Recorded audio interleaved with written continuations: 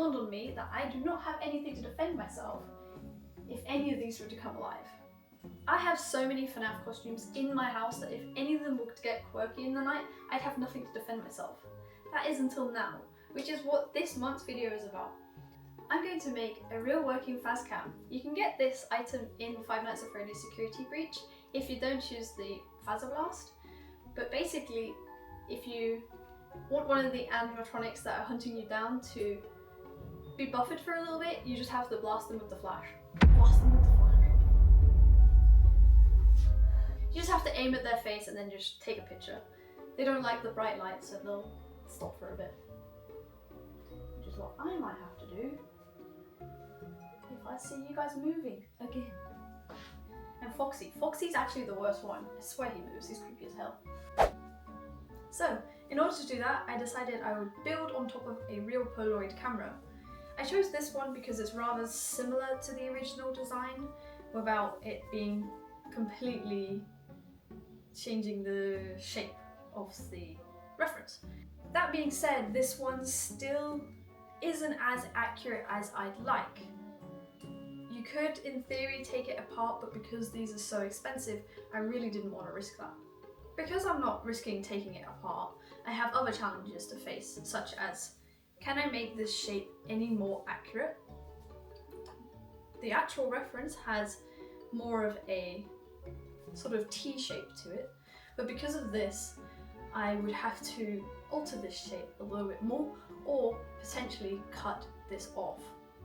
Because the Faz-Cam seems to only have one button, one flash option, the other challenges I'm going to face are, this has one button at the front, two at the back, a charging port, an eject button, and I don't know what this is. I think it's a timer and this might be a countdown signal. I'm not actually sure yet. And also, this lens at the front here is a circle rather than a square.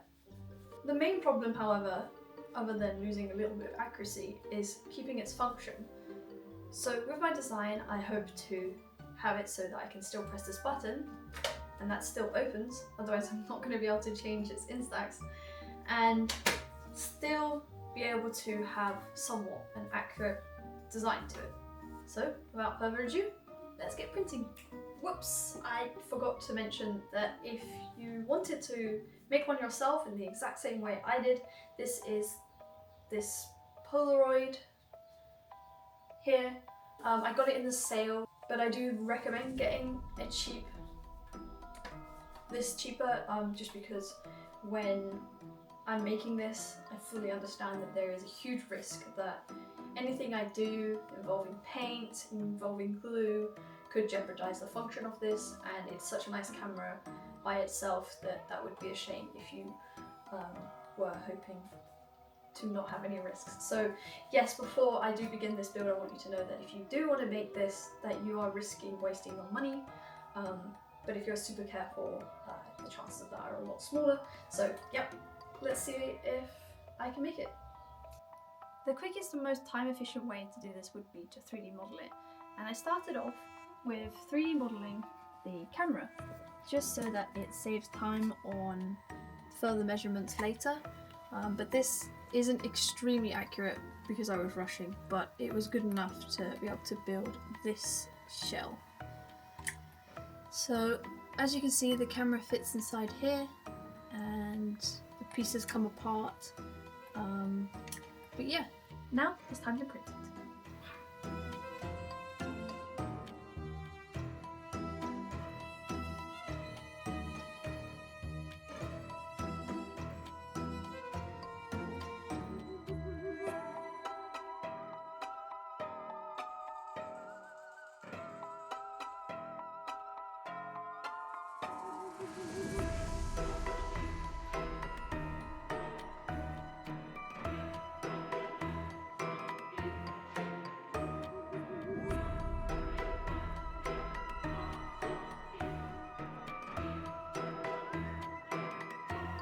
Okay, we're back.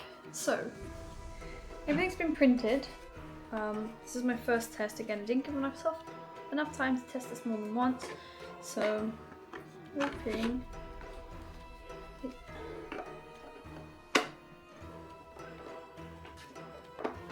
Okay, so it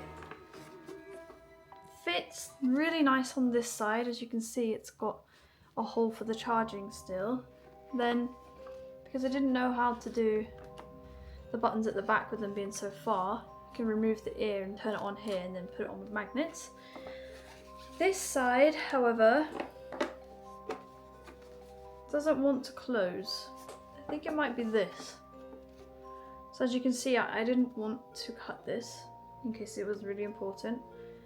So I'm gonna try and sand here, like this little square bit here, and then finally test this. So yeah, this is in line with that at the moment, which is good.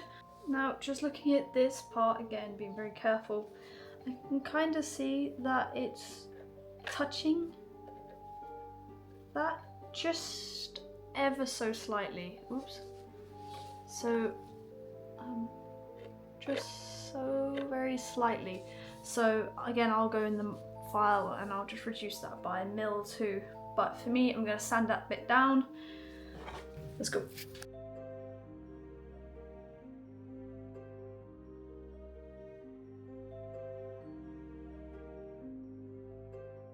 So, turns out I just needed to edit the viewpoint finder, which I didn't record because I was so scared I would do it wrong. So here's a photo.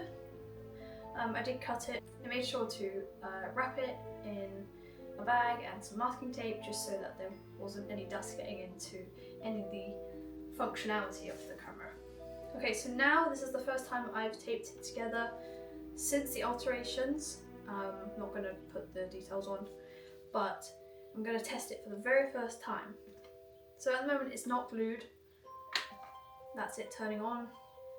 Now in theory, I should do this. I should just press that.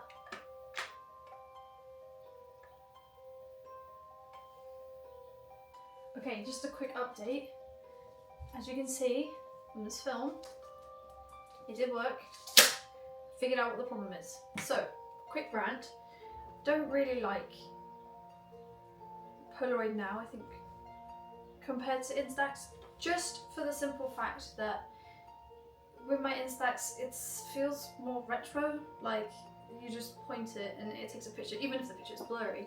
This one has a lot more sort of fail-safes put in front of it, which sometimes can be overkill.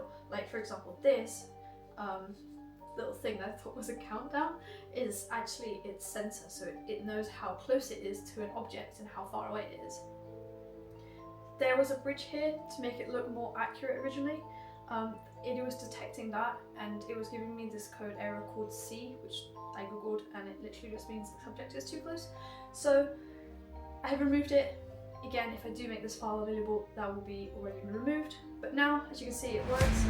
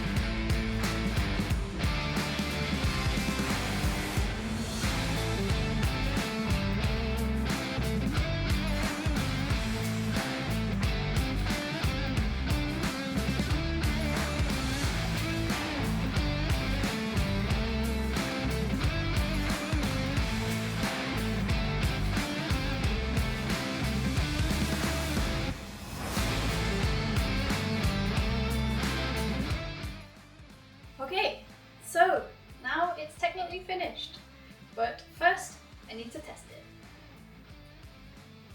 What I want to check first is whether or not this opens.